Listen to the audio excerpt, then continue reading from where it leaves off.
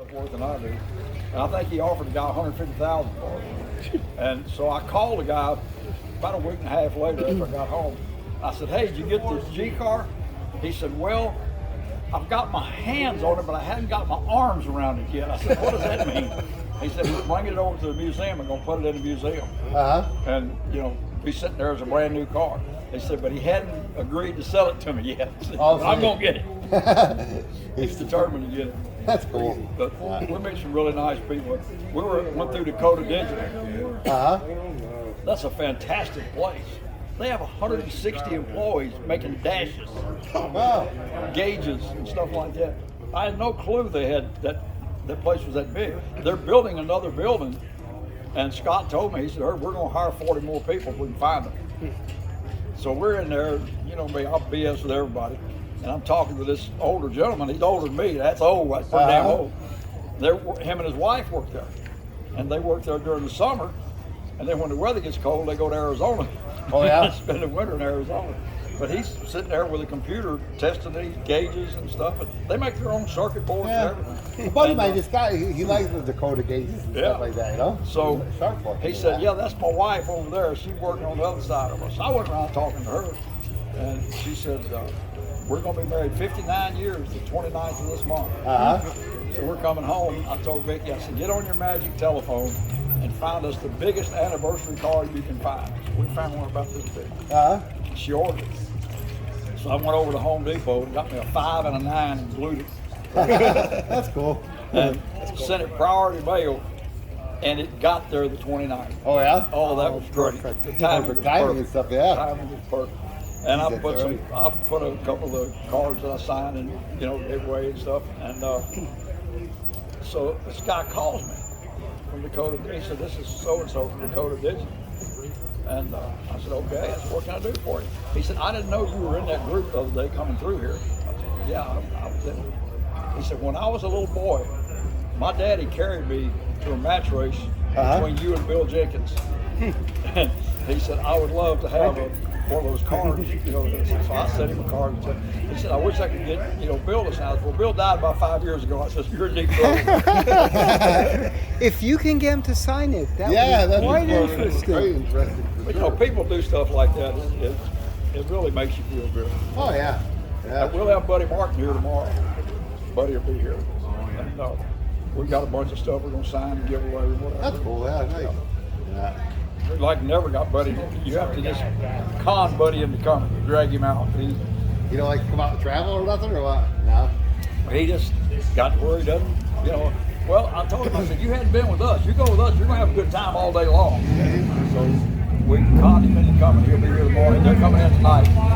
Chris, his son, bringing him. What do you guys go after here now? After this is done? Wait a minute, I can't.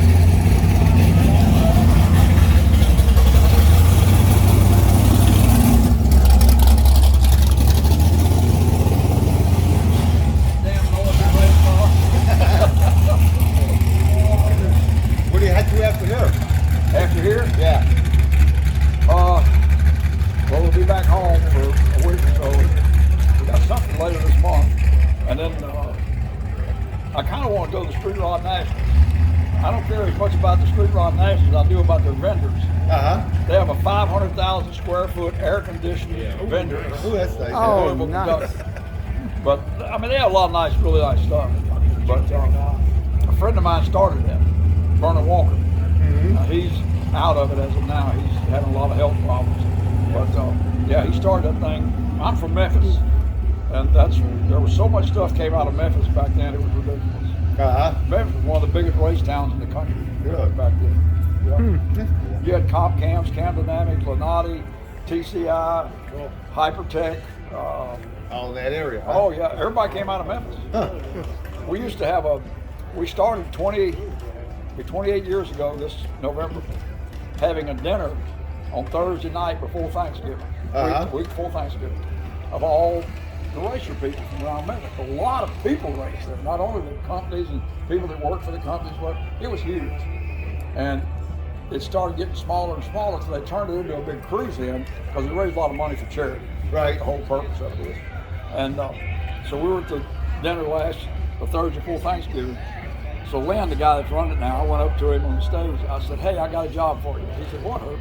I said, I want you to ask for everybody who was here at the first one, 27 years ago, ask them to stand up. And so he did. It was the table that we were all sitting at. That's cool.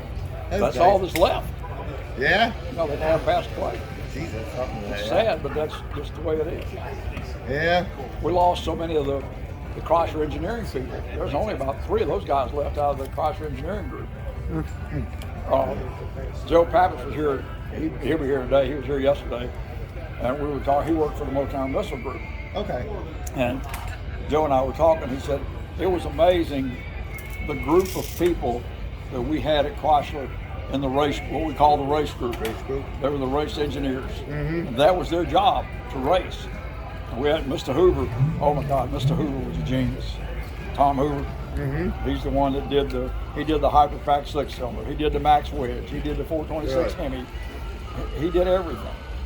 When he was retired, been retired many years, when they were going to do the new Gen 3 Hemi, they sent 2 engineers down to his place in Pennsylvania. They spent 2 days with him. To get an idea. Well, didn't they have that show in 1980 when they almost went under the 340, the modern Gen Hemi? They had it up in the shelves, they kept it, and when they said we got to build a motor to compete with Ford and Chevrolet, they dusted it off and they did the made W2 head. Chrysler did the small block W2 head in 1969 and put it on the shelf till 76. We were racing Hemis. Nobody gave a shit about the small block. And when the Hemi finally died off, they drug this W2 head out. Well, I'd quit. I had my business going then. Pro stock was all screwed up, and so Chrysler, they forced Chrysler out of it. And so I had my business going, and Dick Maxwell calls me. He said, hey, we got this new small block head. I said, okay, so what? He said, why don't you put a car together and do some testing with us? And I said, Dick, I ain't got a thing to put a car together with us. He said, that's no problem. So he backed the truck up all over. I built a small block W2 car and did a lot of test work at Milan with the people, and really just had fun. I mean, we wasn't really, we raced it some, but mostly it was done to do test work at Milan. I mean, I did the Holly intake for Holly. They were there, but did my car. I made 28 or 29 runs that day in a 4-speed car. Changed intakes every 3 runs. They scheduled it for 2 days, and I did it 1 day. Wow. The Holly people came to me that afternoon. That deal? Did they screw you over? Somebody using the design for a Chevy intake or something? I remember you saying something about it. They took that intake back to Holly. Of course, we had it for the W2 motor. And the Holly people came to me that afternoon and said, we scheduled this for 2 days because we just didn't think there was any way anybody could. They said you was going to do it with a 4-speed car. I said, there's any way anybody's going to make 20-something runs in a 4-speed car. Why not? And they took that darn intake back to Holly, and about 3 months later or 2 months later, they came out with a new intake for a Chevrolet. The exact same damn intake that we did for the W2 motor. They just changed the flange on it. Did you ever do any testing with the Edelbrock LD340 intake? That's always No, that was prior to all that. And I got involved with Edelbrock when they got in the aluminum head business. I was at SEMA, and I walked up to their table, and they got their first aluminum head was a Pontiac. I said, what is that? That's our new Pontiac head. I said, really? Are you going to sell to both people that's got a Pontiac? I said, why don't you build a cylinder head you can sell? And they said, what? I said, a small block Chrysler. We got nothing. No aluminum head for a small block Chrysler at all. And the W2 thing had pretty well gone by the wayside by then. So they called me about a month later and said, hey, you want to work with us on this small block head? So we cut up a bunch of heads and shipped stuff back and forth. And so by the time they got it done, I closed my business and retired. So they called me, Smitty called me, and he said, hey, we're going to send you a pair of these heads, because if it wasn't for you, we wouldn't have made them. And I said, well, that ain't good enough. He said, what do you mean? I said, I want an intake manifold and a carburetor and an Edelbrock cam. I said, I'm going to build a 360 and we'll run it on the dyno up in Indy and switch the heads. Well, we'd like you to get some adjustable rocker arms and all these. I said, no, we're not going to do that. He said, okay, what are we going to do? I said, we're going to run the motor, we're going to shut it down. An hour and a half later, we're going to crank it up with all the same parts except the head. And Vic was back there when we did it. And he wasn't there the first day we ran it, but he was there the next day. We picked up 50 horsepower in an hour and a half. So they were tickled to death with that. So they were, and then Vic was there the next day. I said, we need another head. He said, Herb, we just made you this head. What do you need now? Remember the TA head? Yep. Yeah. The TA head was phony. Oh yeah. Yeah, it was a bone stock head with offset rockers in it. Yeah, I was gonna say yeah. They moved the push rod So over, you can make bigger parts. but the ports were identical to a regular. Well, there was Whatever. more meat. Wasn't there more meat in them? So you put They just moved the push rod over. That's all they did. That's it. So you could open the port up and straighten out the dog leg. Yeah. So we took the heads on the motor, took them off, and Russ and them, we did some welding on them, moved the push rods over, straightened it out, used a set of 440 Indy head rockers on it because they would work. We managed to make them work. Matter of fact, they're still on the motor running. And we picked up 30 more horsepower with it. So what Edelbrock didn't want to get in, doing another head. So what they did is they sold Indy cylinder head, the raw casting. And Russ machined them with the push rod moved over, and then they CNC'd the ports. And oh boy, those things, we got about 2 grand boys around here somewhere. They drove that good-looking Plymouth truck up here. And they bought that thing 2 weeks ago. Some guy had it. He didn't want it. He sold it. Hell, Jason goes to the parts house and gets some of them things where you change your air conditioner over to 134, squirt some 134 in it, it's putting out 38-degree air. He said, I'm driving this thing to a car.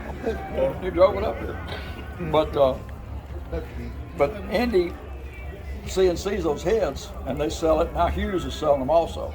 And we've got one of those packages on one of the boys' bracket cars with that same set of heads and the offset 440 rockers and all that, and it works great. They run great. They did the 440 head then. They realized that Chrysler market was a good market, so they did a 440 head. Now I've been retired for 2 or 3 years now.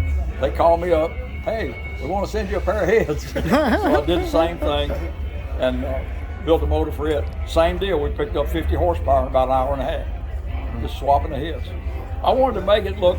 The thing I wanted to do at the magazine article was you don't have to spend a lot of money. You buy the head and use all your components. Rocker arms, rocker shafts, push rods, and it worked. Worked perfect. So you didn't have to, there's been so many adjustable rocker arms sold to people that didn't need them. I used to get so mad when a customer would call me and he bought these adjustable rocker arms. I said, for what? You got a hydraulic cam. Why do you want adjustable rocker arms? You don't need them. And they got sold $300 worth of rocker arms and push rods for no reason. A lot of them were sold because the lifter world got screwed up. Thompson lifters, whenever all the car manufacturers switched over to roller lifters, well, Thompson went out of business. They declared bankruptcy. They were making all the flat tapping hydraulic, lifters. Well, all at once everybody went to rollers. So an AMC lifter is identical outside diameters of Chrysler lifter. There's one big difference. Damn thing's about 100,000 short where the push rod sits. And it's got a hole in it to oil through the push rods, which we don't use. And they sell those things to people in these cam kits. They put them in their cars and the lifters would rattle because the push rod was too short. The lifter was too short, what it was. And I told Edelbrock about it. Oh no, these are Chrysler lifters. I said, no, they're not. I said, I'm gonna red label you a Chrysler lifter. Call me in the morning. Smitty called me the next day. He said, you're right. But these companies would sell them adjustable rocker arms. All you got to do is put a set of lash caps on the valves, and it gives you 60,000. In fact, you don't have to buy a rocker arm. But they'd rather sell a set of. I'd sell the guy what he needed to fix it. They wanted to sell the guy what they can make the most money doing. I used to tell people all the time, I'm not going to tell you what you want to hear. I'm going to tell you the truth. And then if you don't like it, I'm sorry. And sometimes people would get mad. The ones that tickle me would call me back and say, you're right. Have y'all seen Rob stand over here? Have y'all seen Rob's car around the corner over here? Yeah. With the Heights suspension under it? Oh, yes. You gotta go crawl under. I'm telling you, it's worth getting your pants dirty. He picked it up at Heights. They're the people that make all the independent street rod suspension. Well, I was at SEMA somehow I get into these things. I don't know how I do that, but I do. I'm walking through SEMA. I don't know the Heights people from nobody. And this guy says, Herb, come here. I walk over to the booth. He said, this is our new independent suspension for a E-body Barracuda. They had a big display with it. And he said, we want to fix one for a B-body. I said, well, okay, you're halfway there. He said, what do you mean? I said, that E-body K-member, the B-body K-member are interchangeable. I said, bolt right in. And so they wanted a car that had never been wrecked, you know, a really nice car. Well, Rob's owned that car for 30-something years. It's never been wrecked, never had the floors changed or nothing. So we carried it up there in December. He picked it up last week. We went to lunch in it one day and drove it up here this weekend. Now they got to make some changes. They got to change the front springs. They got too stiff a spring in. But this is a whole new world to them. They're wanting to get into this aftermarket, you know, classic car type world. So they've got a Barracuda around there with the suspension under it. But Rob had that thing on the lift the other night, and I was over there looking at it. I said, oh my God, who figured this out? Gee, I never seen so many arms, and you know, hell, we just had leaf springs and some shocks. But it's a trick piece. And the guy at Heights told me, he said, our suspension handles like a Corvette and rides like a Cadillac. I said, that ain't worth a damn. What do you mean? I said, I want it to handle like a Viper and ride like an Imperial. He said, I guess I better change my speech. But it's a trick piece. I got a weird question. You had the Hyperpack for the slant. Why did you build anything for the slant? Was there supposed Why was the Hyperpack built? Yeah. To kill NASCAR. Okay. NASCAR created a class. Right. Econo class. They were going to debut it at Daytona. When was this? What year? Around? 62. Yeah, back in that neighborhood. Okay, Whenever very they had good. the Valiants. Yeah. So Chrysler shows up with 7 Valiants with Mr. Hoover's Hyperpack 6-cylinder on it. Well, Petty wrecked one of them on the road course, tore it up. So they had 6 left. So they qualified 1 through 6th. And after 20 laps, there was nothing on the lead lap but Valiants. Wow. And so NASCAR canceled the class. Oh, That's jeez. what it usually You is. never let them Chrysler Yeah. win like that. That's what it usually is. Yeah. Huh? When we get the best of them, you got to make a rule. Oh, yeah. You That's got to it. change the rule. Didn't they run 7 races? NASCAR canceled it because Valiants won them all. I don't think they ran. I don't know how many they ran, but they canceled it because of I think Valiant. it was 7 races. Valiant was the only thing out there that was. What's come on. GMO so much drop shares in NASCAR and Yeah, right. That's the reason why I was against Chrysler. I was a young always buck. been I was that 7, 8, 9 years old, and I used to cheer on the Chryslers because my whole family had Chryslers. But Well, what's just what like they have against Chrysler? when Mr. Hoover did to Hemi, That's right. they called Mr. Hoover in the office in January of '63. Lynn Townsend. He said, we want to win the Daytona 500 next year. How do we do it? Mr. Hoover said, we put a hemispherical head on our 426. And he said, can you get it done? He said, well, I got to have some help. And he signed 50 work orders and gave to Mr. Hoover. So you go into any engineering facility in this building, you will go to the front of the line. He said, they may not like you, but you're going to the front of the line. So they built the Hemi head. They put it on the 426 max wedge block and immediately broke the block. I mean, immediately. They, Mike Buckle, who's usually up here, I hadn't seen him this year, Mike ran the dyno. And he told them in the dyno room, he said, this dyno is not going to handle this engine. What are you talking about? Well, this dyno is only designed to handle a little over 500 horsepower. You're not going to make 500 horsepower. It took him 6 months to fix the dyno after he made the first one. But they broke the blocks, and so the engineers went to the foundry and hand scraped a bunch of sand cores to get extra meat where they needed it. And they cast up 10 blocks or 12, something like that. Flew them back to Detroit. Were machining them. They were building the engines and running them on the dyno, loading them in pickup trucks and driving them to Daytona because the cars were already there with wedges on them. The last 2 engines left Detroit on Friday that ran in the 500 on Sunday. They finished 1, 2, 3, and 5. And Petty lapped the whole field. He lapped the whole damn field. And so, end of the year, NASCAR says, can't run that Hemi. It's not a production engine. So Mr. Hoover built the street Hemi in '66. You ever seen the dual overhead cam Hemi? No. There's only one. John Mahoney has it. Yeah, John's a good friend of mine. And that Ford wanted to put their camera motor in the NASCAR car. So Chrysler said, okay, sounds good to us. They built this dual overhead cam 426 Hemi and set it up on the fixture where they run it with electric motor. The thing never cranked up. They took a bunch of pictures of it and carried the pictures to NASCAR and said, the Ford's running the camera, we're running this. NASCAR said there'll be no overhead cam. The whole thing was a bluff. They never cranked the motor up. It never ran under its own power. When they ran on the electric motor, the bosses for rocker, somebody's kept on breaking. They broke the rocker stands. They were running it with electric motor. I got pictures of it. And they were running it with electric motor. And it broke the cam stands because they were just pot metal. The whole thing was phony. Thanks for joining us here for the first day. Of course, us drag racers, we wanted to do that. But John Mahoney has that engine. They were supposed to have scrapped it, and some guy hauled it out the back door, and somehow Mahoney got a hold of it and bought the thing from him. He's got the engine. Did he ever get it running? Or No, he brought it up to Andy Silverhead at that big show in March up there, and Russ and Fred begged him. He said, leave it with us.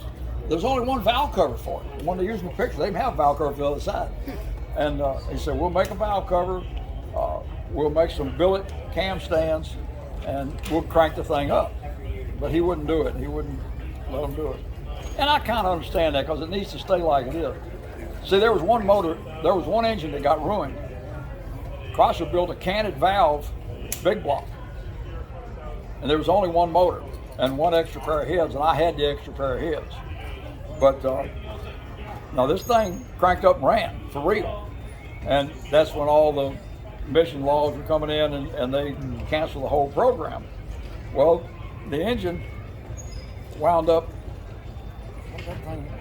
how'd that deal go? It wound up at Landy's or something and sat there for years. Dick Maxwell got it. And when Dick got killed, John Mahoney got the engine, not Mahoney, John Aruza got the engine from Landy. The thing was all ruined, it all rusted up and everything. And the dummy takes it apart. It's got a whole new cylinder head. The wedge, it was a canted valve head, looked like a Poly 318 head on a big block. And that stupid fool, Aruza, takes the cranking rods and pistons out of it and builds a damn stroker motor out of it. Like they never got a set of head gaskets for it because it had more head bolts than a 440 did. And he just ruined the motor. Stuffed it in a car and sold it to some guy down in Texas. That motor was one of one. Is that the ball and stud engine? Huh? Is that the ball and stud engine? Yeah, the ball and stud. Yeah, that's in Tom Hoover's 68. Right, his old Cuda. Yeah, but Aruza bought that Cuda he bought the Cuda from Mr. Hoover and put the engine in it. Did a fantastic job on the body of the car and everything. But I don't know, I don't think they ever drove it. They cranked it up and running. It's down in Texas somewhere, right? I think it's Iowa. It's in like my brother Rob, who saw you yesterday, you ate breakfast with him. Yeah. He saw the car in a museum and took a picture. It's like in Iowa or something. But, is it? I didn't know where. Yeah, but it's I Tom didn't know where Hoover's car with the blown stud. So that had, I didn't realize that had a different head configuration than the Hemi. Yeah. Different head bolts, different everything. I knew it had the different rockers. Because he like to never got, he got Felpro to make him some head gaskets. Yeah.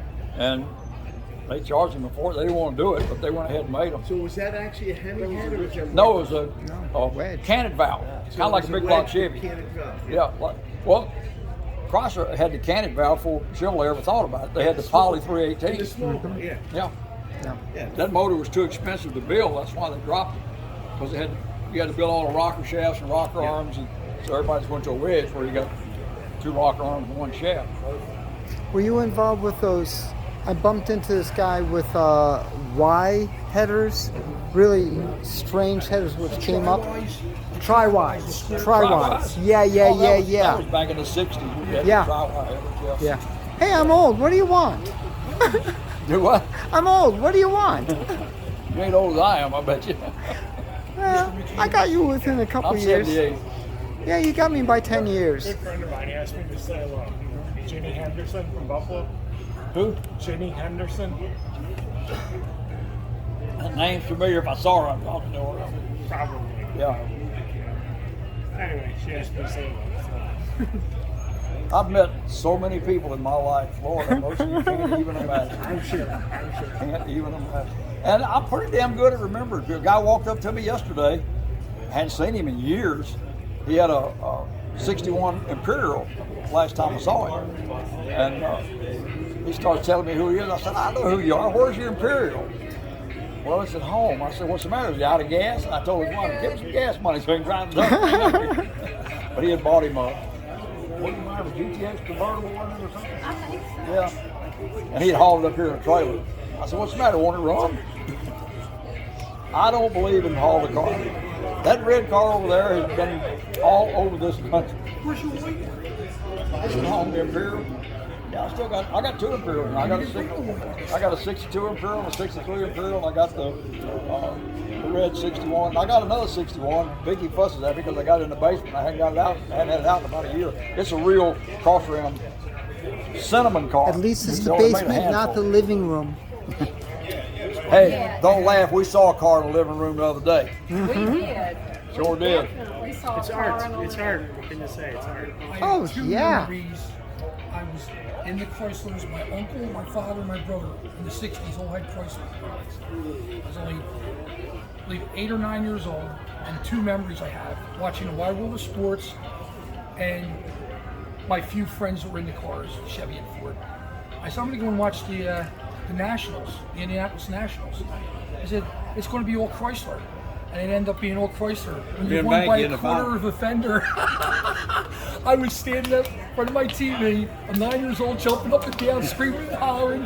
McCandless kicked his butt. My mom said, you better watch your language. And the second memory is, in '74, I was fortunately there. My brother took us, went to the Englishtown Summer Nationals, and the best drag race that I ever seen. When Butch Leal, California Flash, in the Super Stock Eliminator in the final, He's driving Grother's car. he was against, all I know was a 66 Chevy 2 in the other lane, a Chevy 2 small block. It was a 365, 375 horser, and he had the white, they used to give the white leads, and everybody in the stands were packed in Englishtown. I was standing towards the starting line against the fence with my best friend, we brought him too. The Nova came off the line, he pulled the wheels off the ground, and all the Chevy people stood up and went, hey! And I'm like, okay. And Butch Leal came off the line. That Belvedere, the front tires did not come back to the ground until the car was at mid-track. And he caught that Nova top end, and I screamed a loud hoot. I mean, use all. I turned around and said, use all suck. He was driving That- Grother's car. Is that one that's for sale in New Jersey really the real one? I don't know. The one in New Jersey, the California Flash. The guy said it's been for sale for like a year. Oh, Butch's car? Yeah, it's 65, the Belvedere. Is that the, Oh, is I that the don't know. really the real one? I don't Was know. he saying it's the real car that he won all these championships with? And I'm like, I don't know about that. I'm questioning it. But I seen that car, which I couldn't believe that. That was unbelievable. He did that Chevy. What was it, light and a half lead, I think he had? Something like that. Impossible lead. And In '68, when I was running my '68 Dart, ran a super stock deal at Carlisle, Arkansas. Well, I won super stock. And a 50 Oldsmobile that was owned by Racing Head Service was driven by Ivar Smeltman. I can tell you who drives it because he was one of the owners. He won stock eliminator in a 50 Oldsmobile. And so they brought me and him back to run for an extra $50. I spotted him 8 seconds. 8 seconds. 8 seconds. What? I left the starting line. I couldn't hardly see. And Ivar said when I went by him going through the lights, he thought his car was going to turn over. And I beat him. But I loved it. So all the the, best memories. the crowd loves stuff like that. And when your Duster beat Vanke, I said, to me, I said it was all Chrysler. And every time NHRA and NASCAR, always when the Chryslers got ahead and were kicking everybody's butt, They changed they the rules. always had to change the rules. Maxwell and Hoover, Always did that. 72 after Englishtown. when I did the gigantic wheelie against Jenkins up there. Yeah, right there. Yeah, I seen it. Let's see. Maxwell went to Great. NHRA, him and Mr. Hoover. They went to NHRA and we sat down with them and said, we all agreed to leave the rules alone for 1 year and let us race. We'll change the rules we want to. We don't care if Chrysler shows up at all. Maxwell walked out the door and we never ran another NHRA. Well, is it true that did GM have shares in NHRA? I don't know about that. I didn't get into that. Just the people, they hated Chrysler because they made the rules and we took the rules and won. And that used to make them so mad. You know, you look from 65 to 72, Chrysler won everything. At the U.S. Nationals in 70 or 71, Chrysler won every eliminator. Stock eliminator, super stock eliminator, comp eliminator, modified eliminator, top fuel eliminator, funny car. They won everything.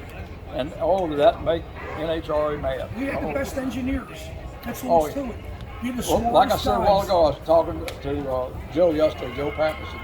He said it was amazing how the group of people we had that worked for Chrysler, you know, the Chrysler, they call them the Chrysler race group. And that was their job, to race. And there just, no one else had that. Ford and Chevy didn't have it. And these people were at every race.